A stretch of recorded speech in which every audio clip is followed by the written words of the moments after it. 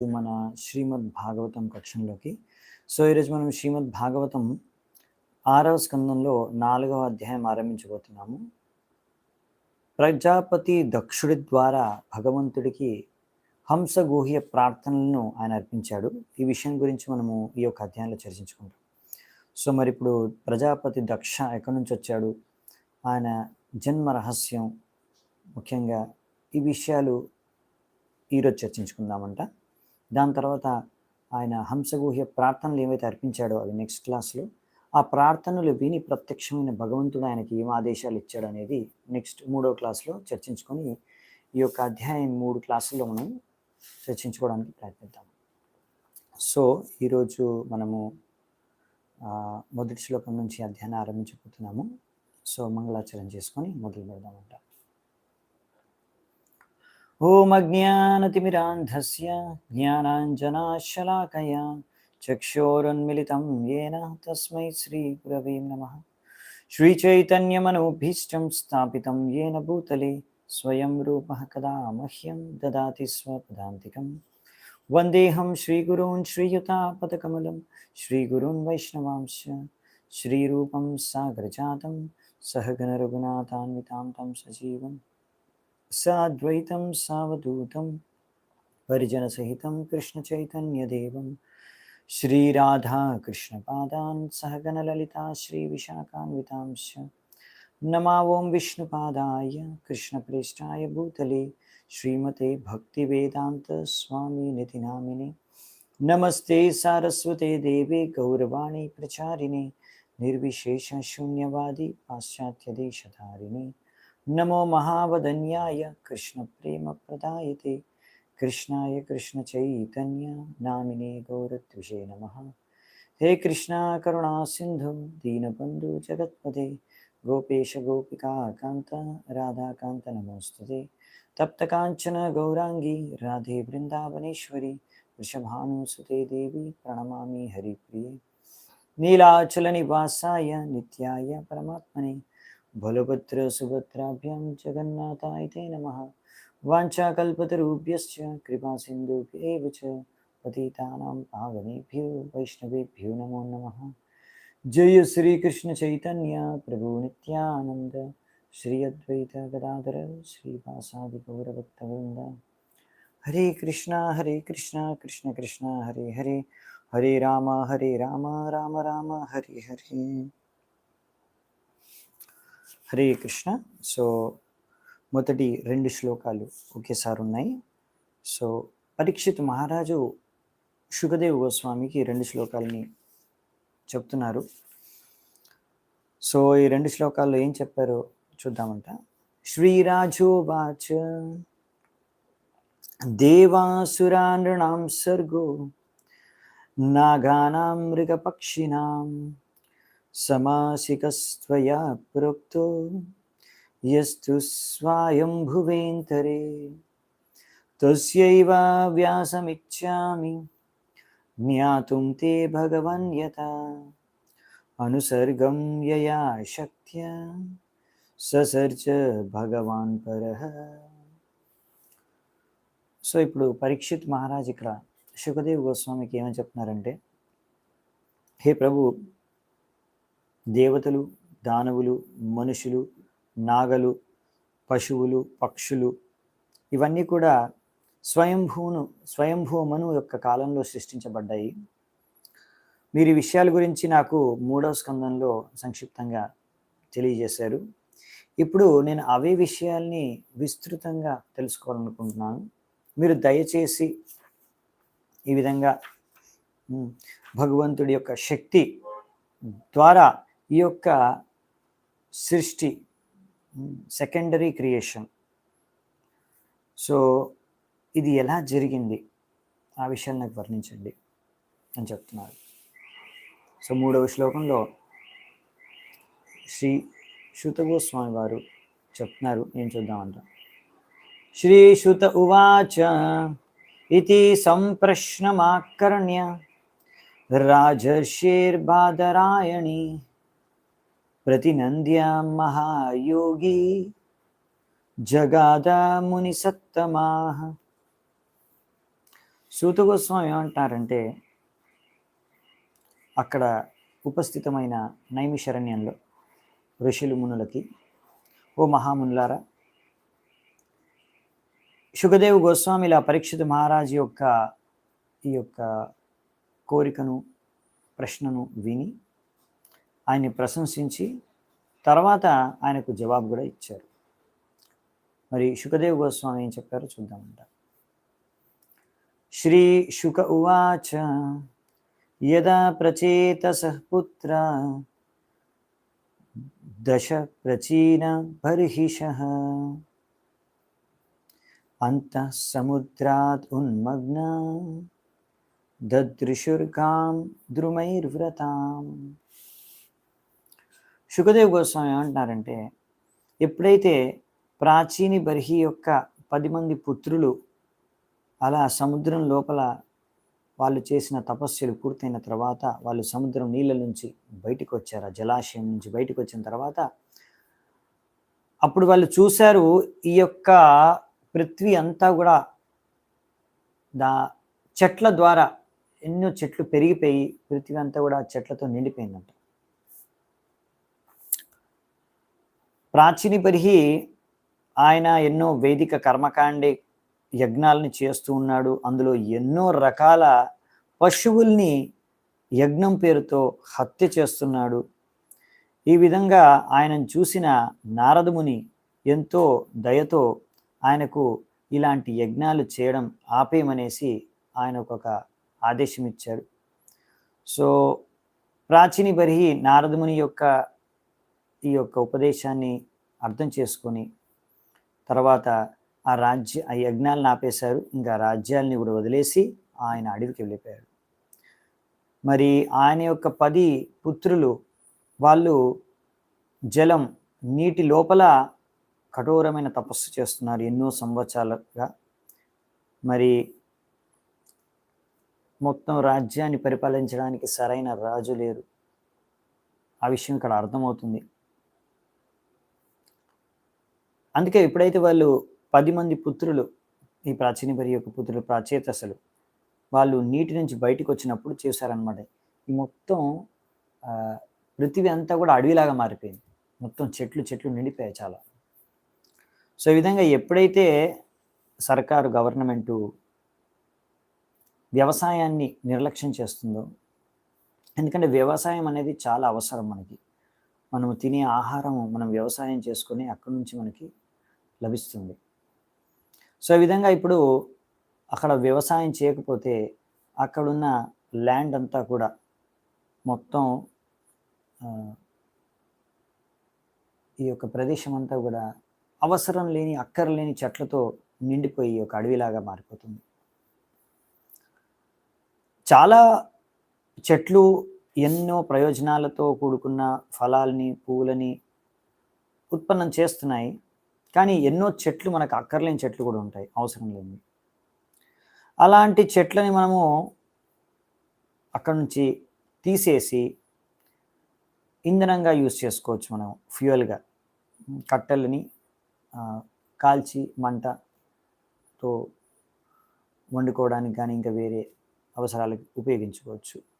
తద్వారా అటువంటి చెట్లు ఏవైతే అవసరం లేని అక్కర్లేని చెట్లు ఉన్నాయో, ఎక్కువగా ప్రయోజనం లేని చెట్లని అలా కట్ చేసేసి వాటిని ఉపయోగించుకోవచ్చు. ఇంకా ఆ యొక్క ల్యాండ్ని మనం వ్యవసాయం చేసుకోవడానికి స్థలాన్ని ఉపయోగించుకోవచ్చు. సో ఎప్పుడైతే గవర్నమెంటు ఈ యొక్క వ్యవసాయాన్ని నిర్లక్ష్యం చేస్తుందో అప్పుడు ధాన్యాల యొక్క ఉత్పత్తి అనేది తగ్గిపోతుంది. భగవద్గీతలో మనకు చెప్పారు, కృషి గోరక్ష వాణిజ్యం వైశ్యకర్మ స్వభావజం. వైశ్యులకి సరైన కర్మ చేసుకోవడానికి కార్యం ఏంటంటే వాళ్ళ యొక్క స్వభావం ప్రకారం వ్యవసాయం చేసుకొని గోవుల్ని సంరక్షించడం. మరియు గవర్నమెంట్, సర్కారు లేకపోతే క్షత్రియులు వాళ్ళ యొక్క కర్తవ్యం ఏంటంటే ఈ వైశ్యులు ఎవరైతే బ్రాహ్మణులు క్షత్రులు కాదో వాళ్ళు సరిగ్గా వాళ్ళ కార్యాన్ని, కర్తవ్యాన్ని నెరవేరుస్తున్నారో లేదో చూడడం. ఇంకా క్షత్రియులకి కర్తవ్యం ఉంది మనుషుల్ని సంరక్షించడం. ఇంకా వైశ్యుల యొక్క కర్తవ్యం ఏంటంటే ఇలా ఎంతో ముఖ్యమైన పశువులు ఆవుల్ని సంరక్షించడం. సో ఇక్కడ ఈ ముఖ్యమైన విషయాలు తాత్పర్యంలో తెలిపారు ప్రభుపాదుల వారు. సో నెక్స్ట్ 5వ శ్లోకం చూద్దామంట. ద్రుమేభ్య కృద్యమానాస్తే తపో దీపిత మన్యవః ముఖతో వాయుమగ్నిం చ ససృజుస్తద్దిదక్షయ.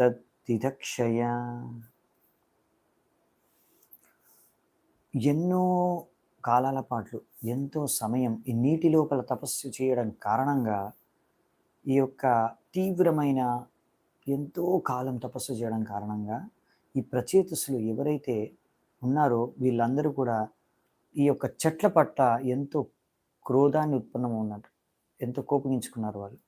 వాళ్ళలో ఎంతో క్రోధం ఉత్పన్నమైంది ఈ చెట్లను చూసి వాటి పట్ల. సో ఈ చెట్లను అంతా కూడా కాల్చి బూడిద చేయాలనే ఉద్దేశంతో వాళ్ళు వారి యొక్క ముఖాల నుంచి అంటే నోటిలోంచే గాలి మరియు అగ్నిని ఉత్పన్నం చేశారు. మరి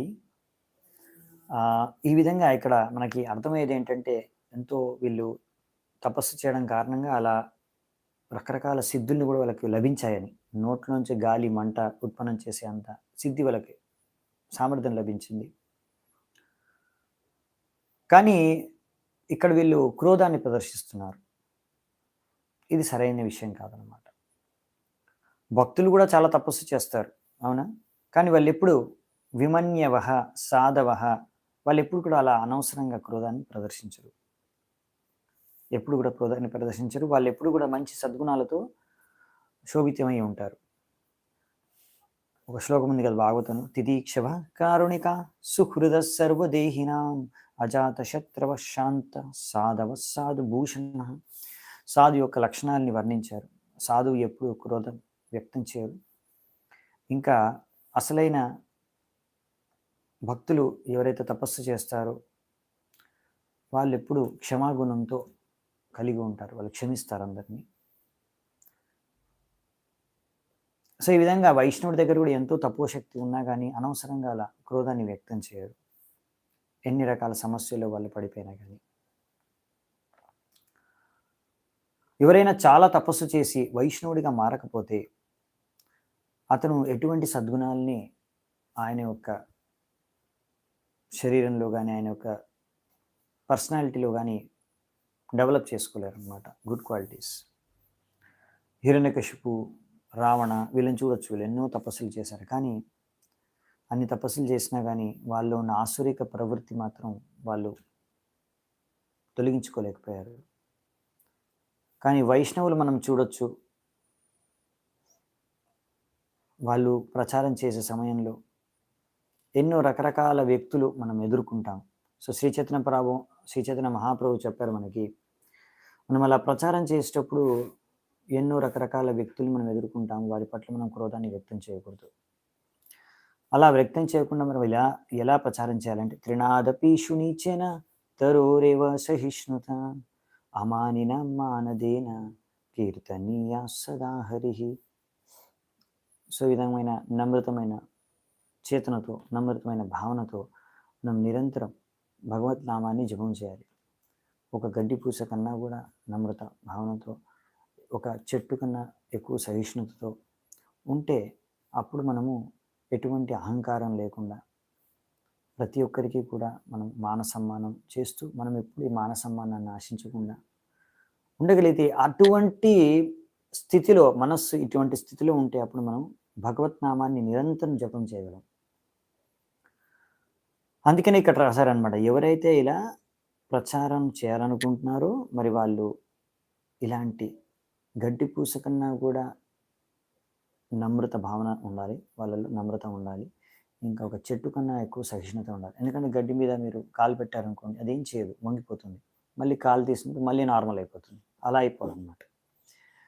కొంతమంది ఏంటంటే కృంగిపోతారు. సపోజ్ ఎవరైనా వాళ్ళని అణిచేయడానికి ప్రయత్నించినా, అవమానించినా, లేకపోతే ఏదైనా కీడు చేయాలని తలిచిన, ఎవరైనా హాని కలిగించినా వాళ్ళు ఏమవుతారు, కొంతమంది వాళ్ళు యుద్ధం చేస్తారు, కొంతమంది పారిపోతారు, కొంతమంది కృంగిపోతారు. కానీ భక్తులు ఎవరైతే ఉన్నారో నమ్రతతో ఉండడం అంటే వాళ్ళు సహిస్తారు. అందుకని ఎలా సహిస్తారంటే తృణాదపి సునిచేన తరోరేవ సహిష్ణున. ఒక చెట్టు కొట్టేసినా కానీ, చెట్టుని కొట్టేసినా కానీ చెట్టు ఏమన్నా సహిస్తూ ఉంటుంది. అలా గడ్డి మీద కాలు పెట్టినా కానీ గడ్డి ఏమన్నా వంగిపోతుంది, కానీ మళ్ళీ తర్వాత నార్మల్గానే ఉంటుంది. సో ఈ విధంగా మనకు అటువంటి సహిష్ణుత, అటువంటి నమ్రత ఉంటేనే మనము భగవంతుడి యొక్క గుణమహిమల్ని, నామాన్ని ప్రచారం చేయగలం, ఏ ఇబ్బంది లేకుండా. సో ఇది సీక్రెట్ అనమాట. మీరు ప్రచారం చేయాలనుకుంటున్నారా? సో సీక్రెట్ ఇది. తాభ్యాం నిర్దహ్యమానాం స్తాం ఉపలభ్య కురుద్వః రాజోవాచ మహాన్ సోమో మన్యుం ప్రశమయన్ ఇవ. ఓ పరీక్షిత్ రాజా, ఎప్పుడైతే సోమదేవుడు ఈ యొక్క చెట్లకి రాజు లేకపోతే అధిష్టాన దేవత అనుకోవచ్చు, ఆ చంద్రుడు సోమదేవుడు చూశాడు, ఎప్పుడైతే వీళ్ళు గాలి ఇంకా అగ్ని ద్వారా చెట్లనన్నిటినీ కాల్చి బూడిద చేసేస్తున్నారు, ఇది చూసి ఆయనకి ఎంతో దయా అనుకంప కలిగిందనమాట. ఎందుకంటే ఆయన ఈ చెట్లని సంరక్షించవలసిన బాధ్యత, దానికి అధిష్టాన దేవత ఆయన కనుక. సో ఎన్నో చెట్లు, ఔషధ గుణాలున్న చెట్లు కూడా ఇలా అన్నిటినీ రక్షించడం ఆయన యొక్క కర్తవ్యం. సో ఇప్పుడు ఎలాగైనా సరే ఈ ప్రచేతసుల యొక్క ఆగ్రహాన్ని, కోపాన్ని తగ్గించి శాంతపరచాలి అనే ఉద్దేశంతో ఆయన ఇప్పుడు వాళ్ళని సంబోధిస్తూ మాట్లాడుతున్నారు. సో ఇప్పుడు చంద్రుడు, సోమదేవుడు ఏం చెప్తాడు ప్రచేతసులకు అనేది 7వ శ్లోకం నుంచి ఉంటుంది. దానికి ముందు తాత్పర్యంలో ఒక విషయం ఇచ్చారు, మనకి చదువుకొని మనం ముందుకు వెళ్దామంట. ఈ విషయం అంటే ఈ శ్లోకం నుంచి మనకు అర్థమవుతుంది ఏంటంటే, చంద్రుడు ఈ యొక్క చెట్లని, ఇంకా రకరకాల వృక్షాలని, ఈ యొక్క సంసారంలో, ఈ యొక్క భౌతిక ప్రపంచం సంరక్షిస్తాడు. చంద్రుడి యొక్క కిరణాల కారణంగానే చెట్లు, అన్ని రకాల చెట్లు, ప్లాంట్స్ అన్నీ కూడా బాగా గ్రో అవుతాయి పుష్కలంగా. మరి మన సైంటిస్టులు చాలామంది చంద్రుడి మీదకి వెళ్ళొచ్చాము, కాకపోతే అక్కడ చెట్టు ఏమీ లేదు, ఒక చెట్టు గడ్డి కూడా లేదు అని చెప్పారు. మరి అది ఎలాగో మరి తెలియదు మాకు. ఎందుకంటే చంద్రుడి యొక్క కృప ద్వారానే మన పృథ్వీ పైన చెట్లు అని, గడ్డి అని ప్రతి ఒక్క పెరుగుతుంది బాగా. అటువంటి చంద్రుడి మీద లేదా? అది మనం ఎలా విశ్వసించగలం ఈ విషయాన్ని? ఇది విశ్వసనీయంగా లేదు మనకి అని చెప్తున్నారు. విశ్వనాథ చక్రవర్తి రాకురు అంటున్నారు, సోమో వృక్షాధిష్టాత సయేవ వృక్షాణం రాజ. సో సోమదేవుడు, చంద్రుడు, ఆయన అధిష్టాన దేవత, రాజు మొత్తం వృక్షాలకి. అటువంటిది ఆయన రాజ్యం, ఆయన ఉన్న స్థలంలో, లోకంలో చెట్టు లేదా? ఇది ఎక్కడ వింత? సో అందుకే ఇది విశ్వసనీయంగా లేదని రాస్తున్నారు ప్రభుపాల్ వారు. మరి చంద్రుడు ఏమంటారో చూద్దామంట. న ధ్రుమేభ్యో మహాభాగా దీనేభ్యో ద్రోగ్ధుమర్హత వివృద్ధాయుష్యవో యూయం ప్రజనాం పతయ స్మృతాః. ఓ ఎంతో భాగ్యవంతులైన ఓ ప్రచేతసులారా, మీరిలా ఈ యొక్క చెట్లను ఇలా కాల్చి బూడిద చేయడం సరికాదు. మీరు మీ యొక్క రాజ్యంలో ఉన్న అందరు ప్రజల్ని కూడా వారి యొక్క సంక్షేమం కోరుకోవాలి, వారిని సంరక్షించే విధంగా మీరు వ్యవహరించాలి. సో ఇక్కడ విషయం ఏంటంటే, ప్రచేతసులు వాళ్ళు ప్రచినవరి యొక్క పుత్రులు, రాజకుమారులు. సో వారి యొక్క కర్తవ్యం రాజ్యంలో ఉన్న అన్ని ప్రాణుల్ని రక్షించడం, ముఖ్యంగా ఓన్లీ మనుషుల్ని మాత్రమే కాదు, అన్నిటినీ. అంటే చెట్లు, పక్షులు, పశువులు, ఏ ప్రాణులు ఉన్నాయో అన్నీ కూడా వాటిని సంరక్షించడం, పాలించడం, పోషించడం కర్తవ్యం, బాధ్యత రాజుకి, క్షత్రియులకు ఉందన్నమాట. ఓన్లీ మనుషుల్ని మాత్రమే కాకుండా అందరినీ ప్రజలుగా వాళ్ళు స్వీకరించి అందరినీ వాళ్ళ ప్రజలుగానే సంరక్షించాలన్నమాట. అనవసరంగా ఏ ప్రాణిని కూడా చంపకూడదు. అది మూల ఉద్దేశం. అహో ప్రజాపతిపతిర్ భగవాన్ హరిరవ్యయః వనస్పతీన్ ఓషధీశ్చ ససర్జోర్చం ఇషం విభుః. హరి ఏమంటున్నారంటే ఆయన అసలైన అధిపతి. అన్ని రకాల జీవరాశులకి, ప్రజాపతులకి, బ్రహ్మదేవుడికి కూడా ఆయనే ప్రభు, ఆయనే అధిపతి. ఆయన సర్వంతర్యామి. ఆయన అన్ని రకాల ప్రాణుల్ని, జీవుల్ని, ముఖ్యంగా ఈ చెట్లను, కూరగాయలని అన్నిటినీ సృష్టించారు. వేరే జీవరాశులకి ఆహార పదార్థాలుగా అవి వ్యవహరిస్తాయి అని. అందుకనే ఇక్కడ చెప్తున్నారన్నమాట. ముఖ్యంగా చెప్పేది ఏంటంటే ఈ చెట్లని భగవంతుడు సృష్టించింది, కూరగాయల్ని మనుషులు ఇంకా ఇత్యాది పశువులు, పక్షులు తిని జీవించడానికి. మరి మీరు అన్ని చెట్లను కాల్చి బూడిద చేస్తే మరి ఏం తింటారు మిగతా వాళ్ళంతా? మీ ప్రజలు ఏం తింటారు? మీ ప్రజలే తర్వాత మరి ఆహారం లేక చాలా కష్టాలు పాలవుతారు. ఆలోచించండి అని ఇక్కడ సోమదేవుడు చెప్తున్నాడు అనమాట రచయితులకి. అన్నం చరాణాం అచరా హ్యపద పాదచారిణాం అహస్తాహస్తయుక్తానాం ద్విపాదం చ చతుష్పదః. ప్రకృతి యొక్క అరేంజ్మెంట్ ద్వారా ఫలాలు, పువ్వులు ఇవన్నీ ఎవరికి ఆహార వస్తువులు అంటే కీటకాలు, ఇన్సెక్ట్స్ మరియు పక్షులకి. ఇంకా గడ్డి అనేది ఇంకా అటువంటి కాళ్ళు లేని చెట్లు ఎవరికి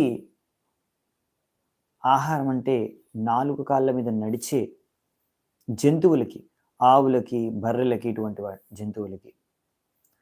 సో ఏ పశువులైతే వారి యొక్క మొదటి 2 కాళ్ళని చేతులుగా ఉపయోగించుకోలేవో అటువంటి పశువులకి, ఏ పశువులకైతే చేతులకి అంటే 4 కాళ్ళకి గోర్లు ఉంటాయో వాటికి మిగతా పశువులు ఏవైతే గడ్డి, మిగతా చెట్లను తిని బతుకుతాయో అటువంటి పశువులు అంటే జింకలు, లేకపోతే గోట్స్, మేకలు, ఇటువంటి అన్ని ఆహారం అన్నమాట. ఎవరికి? పులులు, ఇటువంటి సింహాలు, ఇటువంటి ప్రాణులకి. వాటికి కూడా 4 కాళ్ళు ఉన్నాయి, కానీ వాళ్ళకి ఇలాంటి గోర్లు ఉంటాయి అన్నమాట, వాళ్ళని ఆక్రమణ చేసి చంపి తినడానికి. సో ఇప్పుడు మేకలకి అటువంటి గోర్లు ఉండవు. వాటికి ఏంటంటే అవి గడ్డి తిని బతుకుతాయి అన్నమాట, జింకలు, మేకలు ఇట్లాంటివి. సో మరి మనుషులకి ఏమి ఇచ్చారంట? మనుషులకి ఏమి ఇచ్చారంటే ధాన్యాలు, అన్నం. సో వాళ్ళకి ఫుడ్ ఏంటంటే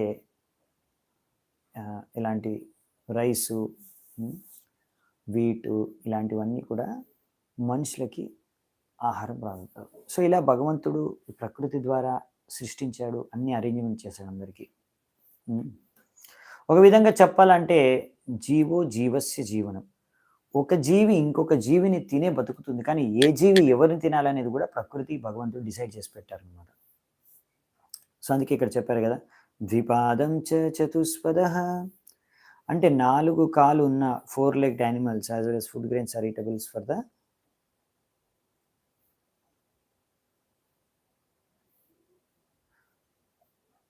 సో ఇక్కడ రాశారు మరి చతుష్పాదం 4 కాళ్ళు ఉన్న జీవుల్ని కూడా 2 కాళ్ళు ఉన్న జీవులు తినొచ్చు కదా అని రాశారు. ఓన్లీ ధాన్యాలు అంటే ఓన్లీ రైస్ వీటే కాదు, అంటే నాన్ వెజిటేరియన్ కూడా తినొచ్చు కదా అని రాస్తున్నారంటే అందులో ముఖ్యంగా ఇక్కడ జింకలు, మేకలను ఉద్దేశించి, ఆవుల్ని కాదు, ఎందుకు ఆవుల్ని సంరక్షించాలి. సో బ్రాహ్మణులు, క్షత్రియులు, వైశ్యులు వాళ్ళు ముఖ్యంగా మాంసాహారాన్ని తినరు. అప్పుడప్పుడు క్షత్రియులు వెళ్తారు, అడవులకు వెళ్ళి అక్కడ వేటాడతారు, అక్కడ జింక వంటి కొన్ని పశువుల్ని చంపుతారు వేటాడి. ఎందుకు అంటే మరి వాళ్ళు వేటాడడం ద్వారా ఇలా చంపడం అనేది వాళ్ళకి ప్రాక్టీస్ ఉండాలి. రాజులు కదా, యుద్ధంలో ఎంతోమందిని చంపాల్సి వస్తుంది. ఇంకా ఒక్కొక్కసారి అలా వేటాడి ఆ పశువుల్ని వాళ్ళు తింటారు కూడా. శూద్రులు తింటారు మేకల్ని, కానీ ఆవులు ఎప్పుడు కూడా మనుషుల ద్వారా తినకూడదు. మనుషులు ఎప్పుడు కూడా ఆవులను తినకూడదు. ప్రతి శాస్త్రంలో రాశారు ఈ యొక్క ఆవుని చంపడం అనేది, గోహత్య అనేది చాలా పెద్ద పాపం అని ప్రతి శాస్త్రంలో దీన్ని ఖండించారు, గోహత్యని. ఇంకా చెప్పాలంటే ఒకవేళ ఎవరైతే ఆవుని చంపుతారో ఆ ఆవు పైన, శరీరం పైన ఎన్ని ఎంట్రుకలు ఉన్నాయో అన్ని సంవత్సరాలు వాళ్ళు నరక యాతన అనుభవించవలసి వస్తుందంట. మను సంహితలో రాశారు. ప్రవృత్తిర్ ఈయేష భూతానాం నివృత్తిస్తు మహాఫలా. సో మను సంహితలో రాశారు, ఇలా మనకి భౌతిక ప్రపంచంలో మనిషికి ఎన్నో రకాల కోరికలు, ఇచ్చలు, ప్రవృత్తులు ఉంటాయి, స్వభావం ఉంటుంది. కానీ మనం మనిషి శరీరం దక్కినప్పుడు ఇలాంటి అనుచితమైన కోరికలు, స్వభావాన్ని మనము నియంత్రించుకోవాలి. సో ఒకవేళ మీరు ఆపుకోలేకపోతున్నారు, కంట్రోల్ చేసుకోలేకపోతున్నారు, మాంసాహారం తినకుండా ఉండలేకపోతే, అప్పుడు మీ యొక్క జీవం అంటే మీ యొక్క నాలికలు మాంసాహారం తినాలి తినాలి తినాలి అని మిమ్మల్ని పీడిస్తున్నాయి, మీరు కంట్రోల్ చేసుకోలేకపోతున్నారు మీ నాలికని. అయితే అలాంటి సమయంలో ఆవుల్ని మాత్రం ఎట్టి పరిస్థితుల్లో చంపకూడదు. అలా మీరు చంపాలనుకుంటే, తినాలనుకుంటే మేకలు ఇలాంటి వేరే పశువుల్ని తినొచ్చు అన్నమాట. ఎందుకంటే ఆవులు మనకి తల్లితో సమానం. ఆవు నుంచి మనకు పాలు వస్తాయి, మనం ఆవు పాలు తాగుతాం. సో అందుకనే ముఖ్యంగా శాస్త్రాల్లో చెప్పారు, వైశ్యుల యొక్క కర్తవ్యము కృషి గోరక్ష, గోవుల్ని రక్షించడం మరియు వ్యవసాయం చేసుకోవడం. తద్వారా ఇవి రెండు మనకి చాలా ఇంపార్టెంట్ అన్నమాట. సో ఆవుల్ని రక్షించడం ద్వారా మనకి ఆవు పాలు లభిస్తాయి తాగడానికి. సో నెక్స్ట్ 10వ నంబర్ శ్లోకము. యూయం చ పిత్రాన్ వదిష్ట దేవదేవేన చానగాః ప్రజా సర్గాయ హి కథం వృక్షాన్నిర్దగ్ధుమర్హత. ఎంతో శుద్ధమైన వ్యక్తులు మీరు. మీ యొక్క తండ్రి ప్రాచీన బర్హి మరియు భగవంతుడు మీకు ఆదేశం ఇచ్చారు సరైన సంతానాన్ని ఉత్పన్నం చేయమని. మరి మీరు అటువంటి పని చేయకుండా ఈ విధంగా చెట్లనన్నిటినీ, ఎంతో ఔషధ గుణాలున్న వృక్షాలన్నిటినీ ఇలా అగ్నితో కాల్చి బూడిద చేస్తున్నారే.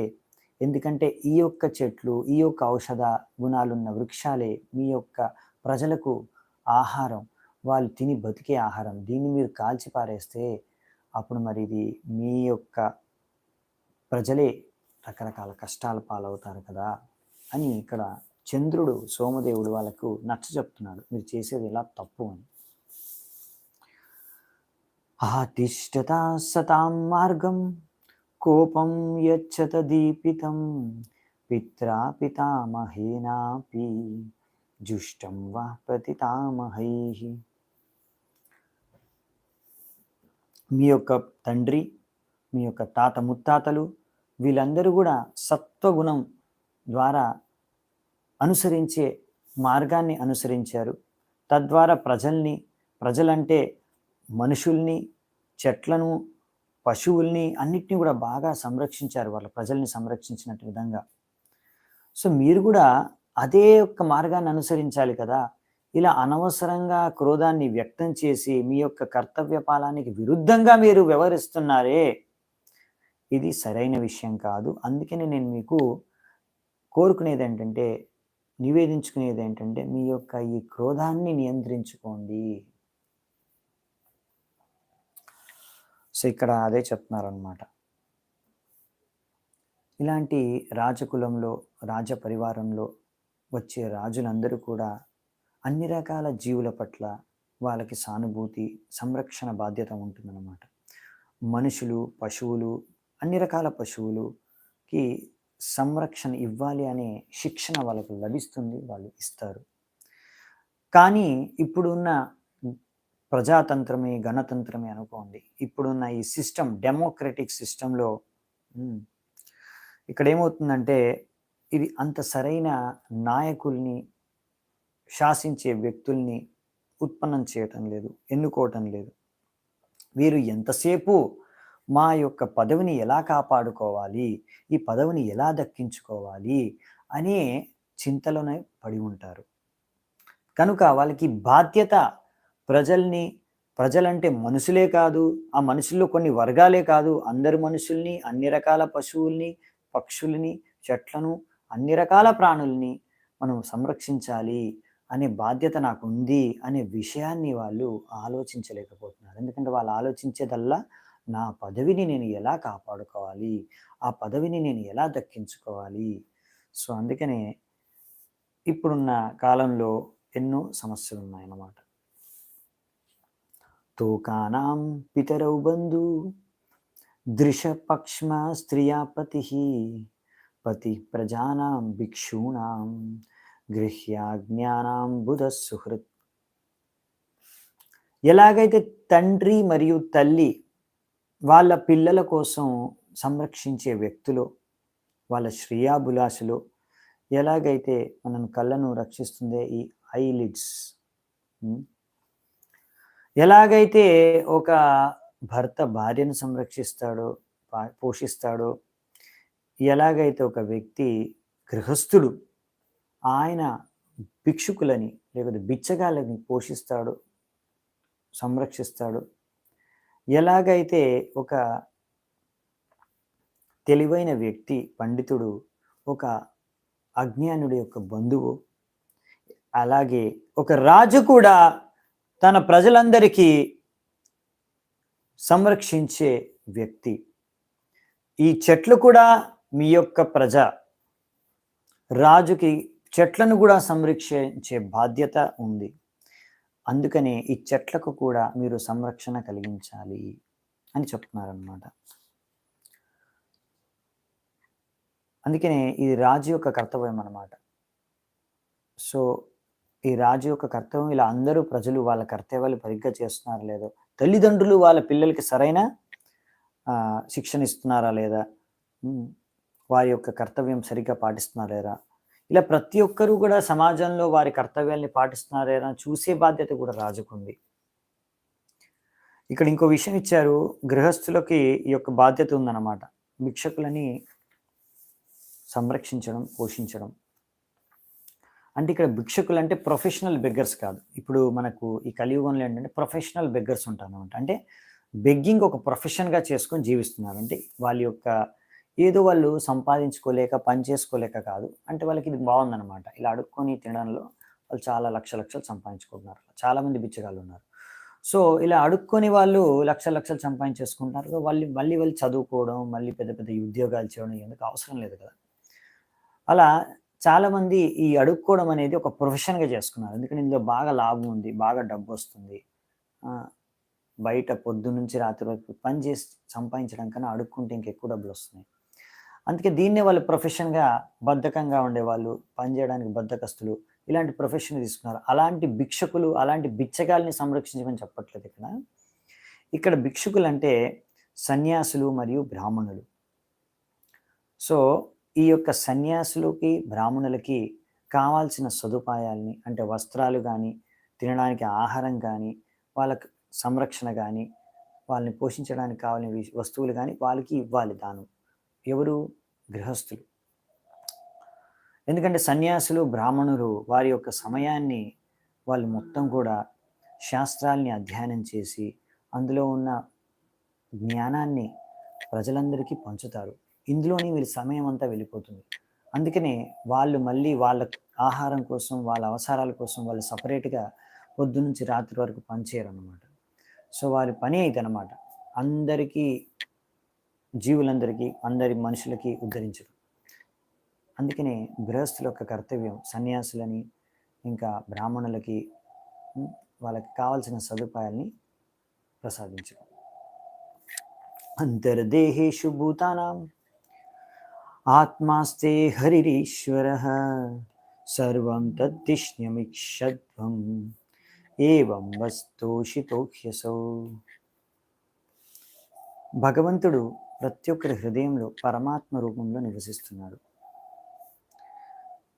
పశువు అయినా సరే, పక్షి అయినా సరే, మనిషి అయినా సరే, అన్ని రకాల ప్రాణులు, అన్ని రకాల జీవరాశుల హృదయంలో భగవంతుడు నివసిస్తున్నాడు. అందుకే నువ్వు అర్థం చేసుకోవాలి, ప్రతి శరీరం భగవంతుడి యొక్క మందిరంతో సమానం. ఇటువంటి దృష్టికోణంతో నువ్వు చూసినప్పుడు భగవంతుడు నీ పట్ల సంతృష్టి చెందుతాడు. అందుకని నువ్వు ఇలా అనవసరంగా మీరందరూ కూడా క్రోధాన్ని వ్యక్తం చేసి అనవసరంగా ఇన్ని చెట్లను కాల్చి పారేయడం మంచిది కాదు. ఇలా క్రోధంతో, అసూయతో, ఈర్ష్యతో ఒక వ్యక్తి ఇంకొక వ్యక్తి యొక్క శరీరాన్ని నాశనం చేయకూడదు. ఇలా చేస్తే పరమాత్మకి అసంతృప్తి కలుగుతుంది అని ఇక్కడ వ్యక్తం చేస్తున్నారు. ఎందుకంటే కొంతమంది అనుకుంటారు, మనం శరీరం కాదు కదా, మనం ఆత్మ కదా, శరీరం నశించిపోతే ఏంటి అని. కానీ అది శరీరంలో ఆత్మే కాదు, పరమాత్మ కూడా ఉన్నారు. పరమాత్మ అంటే భగవంతుడి యొక్క రూపం. సో భగవంతుడు నివసిస్తున్నాడు శరీరంలో. ఈ శరీరం మందిరంతో సమానం. సో అందుకనే ఈ శరీరాన్ని అనవసరంగా నాశనం చేయకూడదు అన్నమాట. ఈ శరీరాన్ని మనం భగవంతుడి సేవకి మాత్రమే వినియోగించుకోవాలి. ఎలాగైతే మందిరాన్ని మనం భగవంతుడి సేవకు వినియోగిస్తాం, అలాగే ఈ శరీరాన్ని భగవంతుడి సేవకే సమర్పించాలి. 14వ శ్లోకం. యః సముత్పతితం దేహ ఆకాశాన్మన్యుముల్బణం ఆత్మజిజ్ఞాసయా యచ్చేత్ సగుణాన్ అతివర్తతే. ఎవరైతే వాళ్ళ యొక్క ఆత్మసాక్షాత్కారం గురించి ఆలోచిస్తారో, తెలుసుకోవడానికి ప్రయత్నిస్తారో, వారు మాత్రమే వారి యొక్క క్రోధాన్ని నియంత్రించుకోగలరు. ఈ క్రోధం అనేది చాలా శక్తివంతమైనది. ఈ యొక్క ఆత్మసాక్షాత్కారం అనేది సడన్గా ఆకాశం నుంచి యొక్క శరీరంలో ప్రవేశిస్తుంది. ఈ యొక్క ఆత్మసాక్షాత్కారం ద్వారా ఒక వ్యక్తి ఈ యొక్క 3 గుణాలు, ప్రకృతి యొక్క 3 గుణాల యొక్క ప్రభావానికి అతీతుడుగా అవ్వగలడు.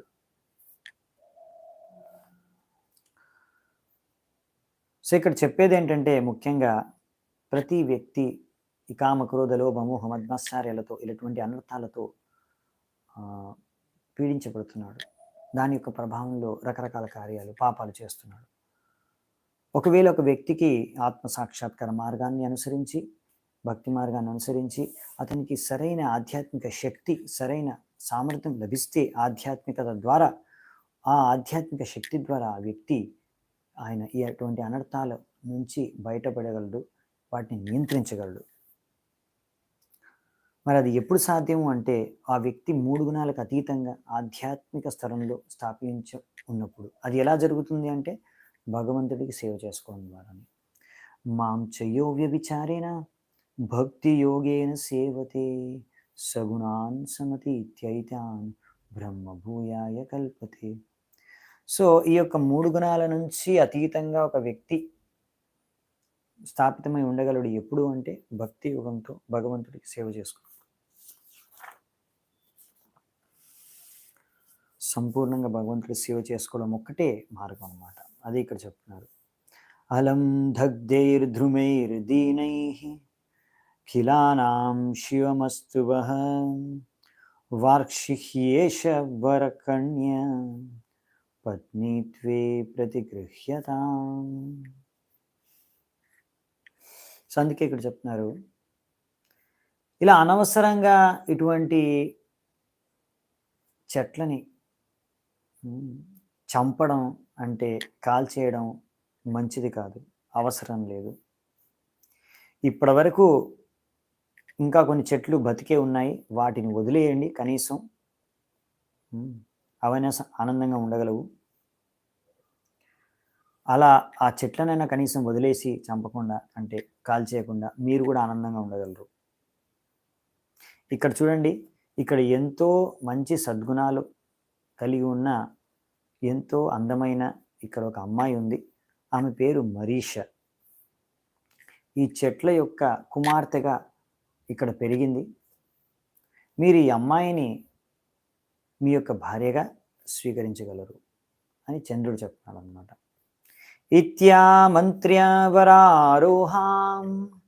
కన్యామప్సరసీం నృపా సోమో రాజాయయౌ దత్వా తే ధర్మేణోపయేమిరే శుకదేవ్ గోస్వామి ఏమంటారంటే, ఓ రాజా, ఈ విధంగా ప్రచేతసులను ఆ సోమదేవుడు శాంతపరిచిన తర్వాత ఆ చంద్రుడు సోమదేవుడు వాళ్ళకి ఆ అందమైన కన్యను వాళ్ళకి ఒక భార్య రూపంలో అందజేశారు వాళ్ళకి. ఈ అందమైన కన్య మరీష, ఆమె అప్సర ప్రమ్లోచ యొక్క కుమార్తె. సో ఈ ప్రమ్లోచ యొక్క కుమార్తెను వాళ్ళు స్వీకరించారు. ఆమె ఎంతో అందమైన స్త్రీ. సో వాళ్ళు ధర్మానుసారంగా ఆమెతో వివాహం చేసుకున్నారు. సో 10 మంది ప్రచేతసులు ఈ యొక్క స్త్రీ మరీష అనే అమ్మాయిని వివాహం చేసుకున్నారనమాట ధర్మానుగుణంగా. ధర్మేను పయేమిరే 17వ నంబర్ శ్లోకము.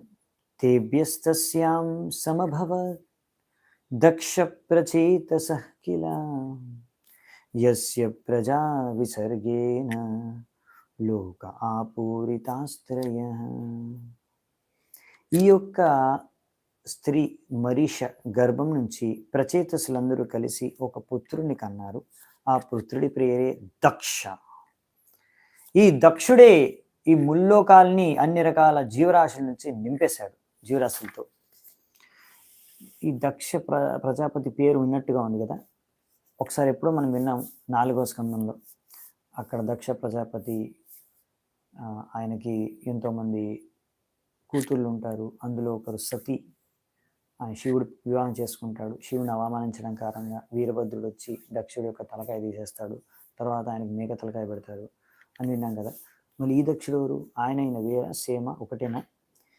ఈ దక్షుడి యొక్క జన్మ రహస్యాన్ని ఈ తాత్పర్యంలో ప్రభుపాదులు వారు ఇచ్చారు మనకి. చదువుదామంట.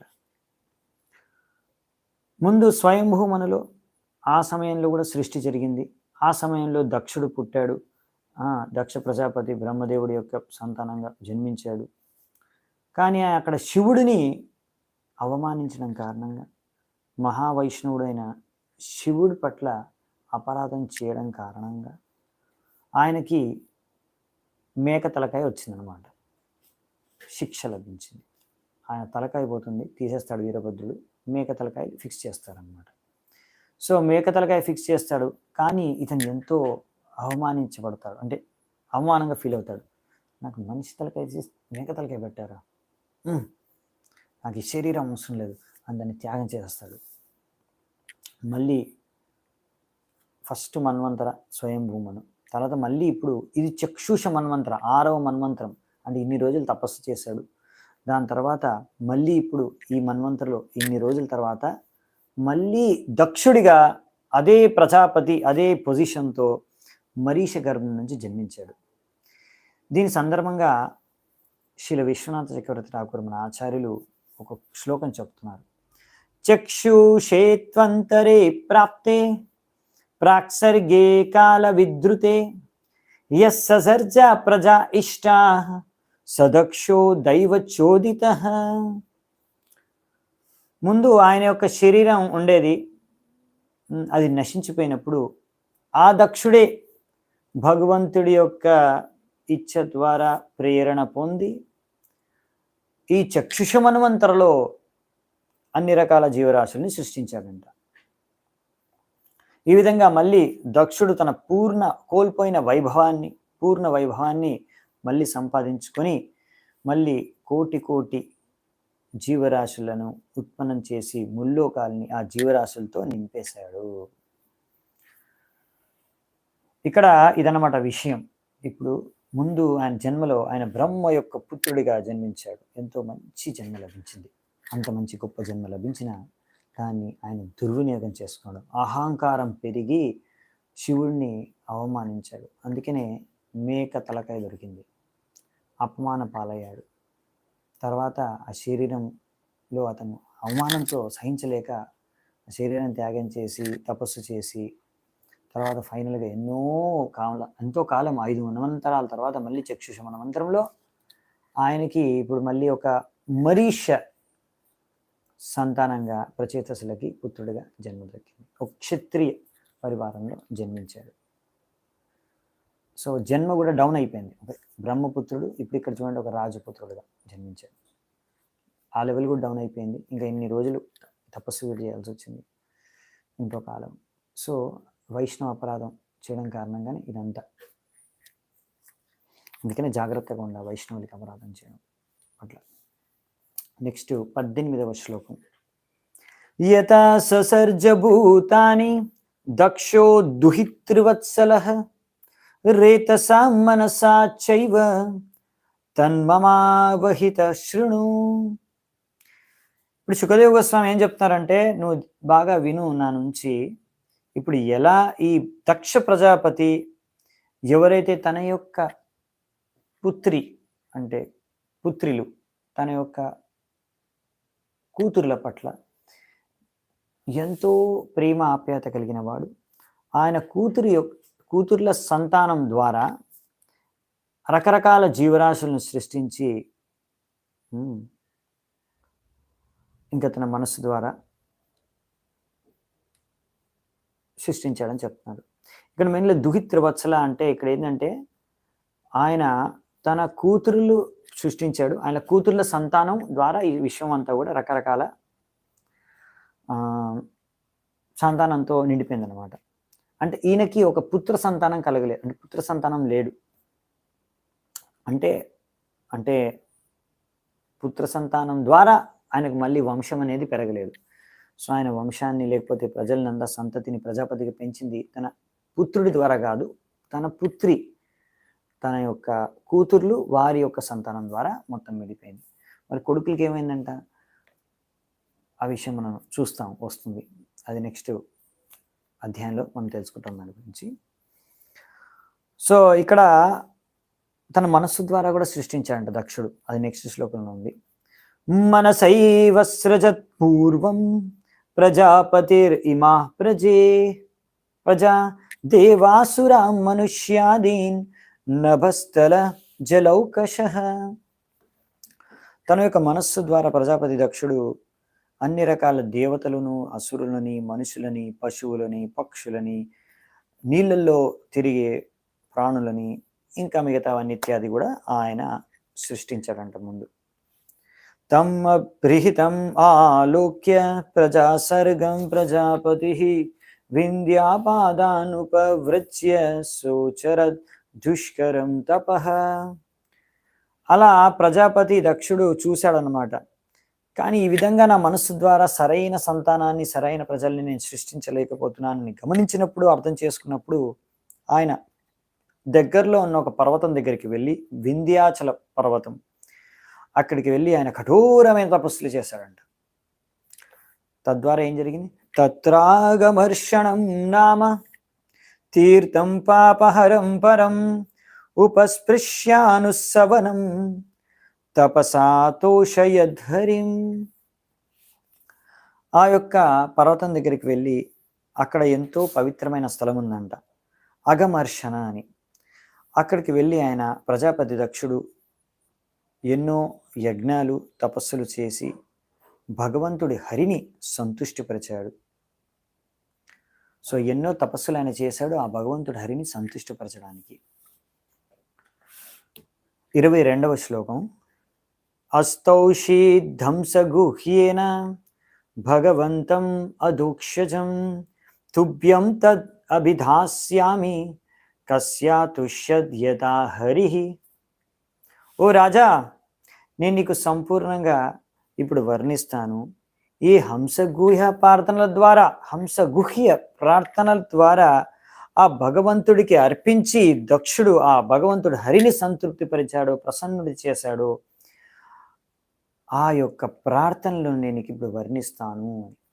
అంటే ఇక్కడ విషయం ఏంటంటే, హంసగుహ్య ప్రార్థనలు అనేవి శాస్త్రాల్లో ఉన్నాయన్నమాట. ఈ ప్రార్థనలను ఆయన హరికి అర్పించి దక్షుడు హరిని సంతుష్టిపరిచాడు. అంటే ఇవి దక్షుడు తయారు చేసిన పద్యాలు కానీ ప్రార్థన కానీ కాదన్నమాట. శాస్త్రంలో ఉన్న స్తోత్రాన్ని, పద్యాల్ని ఆయన పలికి ఆ విధంగా ఆయన ప్రార్థనను అర్పించుకున్నాడు హరికి, హరిని సంతుష్టిపరిచాడు.